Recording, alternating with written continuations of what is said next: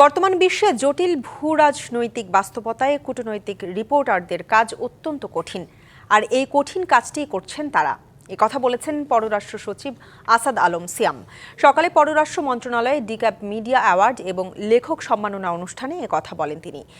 জুরি বোর্ডের প্রধান ঢাকা ট্রিবিউন এর সম্পাদক রিয়াজ আহমেদ বলেন, বাংলাদেশের স্বার্থ সমুন্নত রেখে কূটনৈতিক প্রতিবেদকরা কাজ করবেন এমনটা প্রত্যাশা সবার। 3 ক্যাটাগরিতে যমুনা টিভির বিশেষ প্রতিনিধি মাহফুজ মিশু, পত্রিকা থেকে আমাদের সময় এর কূটনীতিক প্রতিনিধি আমাদের সময় এর আরিফুজ্জামান মামুন এবং অনলাইন থেকে সারাবাংলা.net অপূর্ব পিকে পুরস্কার পেয়েছেন।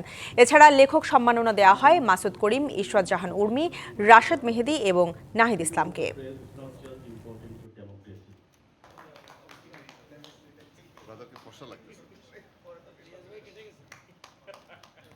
নতুন এবং ফিরে আসা গ্রাহকদের জন্য নগদে চলছে ক্যাশব্যাক সহ প্রতিদিন হাজারো উপহার জেতার সুযোগ। হবে আশা আর ফেরা, সারপ্রাইজ সেরা।